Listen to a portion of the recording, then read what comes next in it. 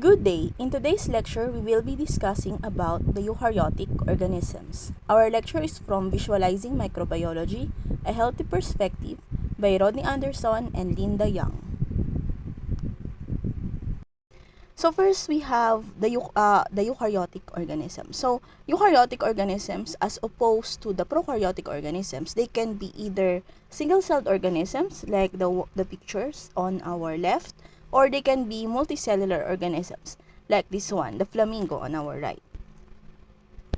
So the cells that comprises these eukaryotic organisms, because they can be single-celled or multicellular organisms, so their cell is generally larger than the prokaryotic cells. They contain membrane-bound organelles and has a nucleus. Hence their name eukaryotic. Because when we talk about karyo, it means nucleus, and eu means true. So they are cells that contains true nucleus, as opposed to the prokaryotes, which has pro. That means before. So these are the cells before the nucleus. So they are because they are believed to appear before the actual eukaryotes. In terms of size, eukaryotic cells are about 10 to 100 millimeters in diameter. We actually have the largest known eukaryotic cell, which is the egg cell of the hen. And then you also have, because of this, there's actually a limit to their size because they want to maintain a high surface area to volume ratio. So the reason why we need to have this high area to surface to volume ratio is for the nutrients in the waste to be transported across the plasma membrane because they are constantly being shuttled.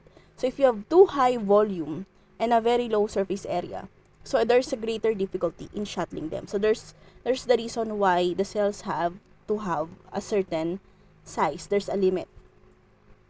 So the organelles provide an internal network of plasma membrane here. So basically here is the some eukaryotic organelles. So you have the smooth ER and the rough ER. So the smooth ER performs the lipid biosynthesis, small molecule modification, and calcium storage, whereas your rough ER is involved in the production of proteins to be secreted from the cell and the protein modification as well. So it's called a rough ER because under the microscope you can see tiny granules. So it has a rather rough appearance. Those tiny granules are the ribosomes. And then we also have the chloroplast.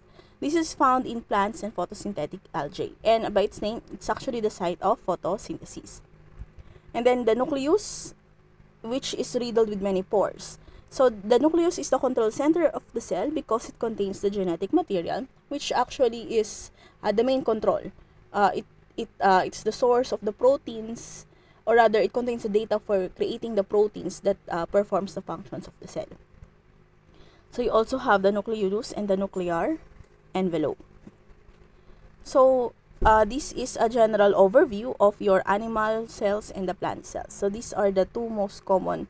Actually, you usually see them in general biology lectures about the cell because they are the ones that have dominate the studies on eukaryotic cells. So the animal cells for animals like us, and the plant cells for basically crop plants. That's the reason why we tend to study them more because of their usage, of course for us in the medicine, and for the plants as an agricultural point of view. So anyway, for the plant cells, as you can see here, the main difference is one of the more prominent differences are the cell wall. So you have a rigid cell wall for the plant cells, whereas the animal cell do not have the cell wall. And then you have the large central vacuole prominent here in the plant cell, whereas the animal cell, although it has vacuoles themselves, but they are generally smaller. Okay, so those are some of the main differences. And then of course, you have the photosynthetic chloroplast for the plant cells, whereas the animal cells, since we cannot perform photosynthesis, you do not have a chloroplast. But both of us, the animals and the plant cells, contain ribosomes. So this is just to because there was this belief that plant cells have chloroplast instead of their mitochondria, but both of them have mitochondria. Okay, so here are some eukaryotic organelles. A closer look at the mitochondria. So you have here mitochondria. Actually, I liken them to a sausage. Because when you look at it, because of the inner mitochondrial membrane that is folded inside the outer mitochondrial membrane, it looks like the uh, the cuts on the sausage. When you cook sausages, you cut it, so it's elongated and it looks like a sausage. So anyway, that's the mitochondrion, and then here is your Golgi apparatus.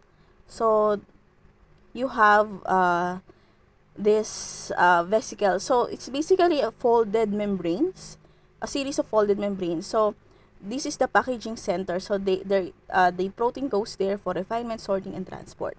So it's the packaging center because before the protein products leave, they become engulfed, or they are arranged into small packets or vesicles. Here are your vesicles. So here. And then we have the tubulin subunits that make up the microtubules. So this is a part of the skeletal or cytoskeleton. Okay, so looking at the nucleus, this is generally the most obvious internal structure. When staining cells, the most prominent is actually the nucleus. So it contains the cell's DNA, and it's enclosed in the nuclear envelope. Actually, the reason why we can see the nucleus, or we have a defined nucleus is because of the membrane, the nuclear envelope. So we have nuclear pore complexes that regulate traffic across the double membrane of the nuclear envelope. So the nucleolus is a tightly packed nucleolus. Actually, this is not a tightly packed DNA, but the nucleolus is somewhat like a structure inside the nucleus. So this it's the site for ribosomal RNA synthesis. So you have the ribosomes. It's composed of ribosomal RNA and proteins. So there we have two subunits there. You have the 60S and the 40S subunits. All in all, they comprise the 80S subunit ribosomes. But then 60 plus 40 doesn't equate to 80. It actually gets to 100S. But the overall ribosome is 80S because of the density. The density is around it. The density value is 80S. But when we separate them, it separates into one larger subunit, which is the 60S density, and a smaller subunit, which has the 40S density. Hence the name 60S and 40S. Just like what in the prokaryotes we have a 70S ribosome, but it separates into a 30S and a 50S subunits. So the ribosomes perform protein synthesis. They are found in two locations. So they can be free ribosomes in the cytoplasm, or they are attached to the endoplasmic reticulum, making the ER a rough ER. So the ER, endoplasmic reticulum, is the structure composed of many flattened membranes that introduces a large internal surface area. It's basically like a maze, a hedge maze, or basically, when you look at it under an electron microscope, it's very similar to a hedge maze. So the rough ER has ribosomes attached to it. So the proteins are synthesized, modified, and sent to the Golgi apparatus. For the smooth ER, there is no attached ribosomes, hence it is called smooth. And then it stores calcium. It's used for lipid biosynthesis and molecular modification. For the Golgi apparatus, it's a series of small, flattened membrane sacs called cisterna. Hence, and then plural is cisternae. So they receive the protein-filled vesicles from the ER, it refine and modify them, and then package them into vesicles for secretion. So when we secrete them, we have exocytosis and endocytosis. So exocytosis is the process by which the large material leaves the cell, whereas the endocytosis is the process by which large material enters the cell. So in entering, it can be either phagocytosis, which you ingest and engulf a solid particle. We basically just surround the solid particle with a membrane, and then basically the cell body itself moves to engulf the particle and covers it with the membrane. And then we have the pinocytosis, which is the ingestion of a liquid. Basically, they form ridges, or not exactly a ridge. It's how do I call that? There is an somewhat like a bay, so they form a bay in their the land the land formation bay, a bay area, and then it encloses the liquid part outside. So basically, here is your phagocytosis and pinocytosis here. So here is your phagocytosis. So you have an extracellular macromolecule that is being engulfed. So they surround it, and so it enters. And then you have the phagocytosis can also be done to bacterial cells. This is usually done by the immune cells, the white blood cells. And then for secretion, you have the proteins that is synthesized in the rough ER.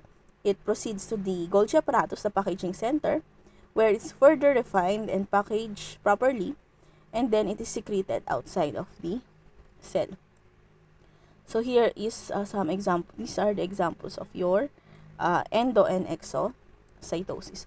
So that's it for this part of the lecture. We will continue on with the other internal membrane structures in the next lesson.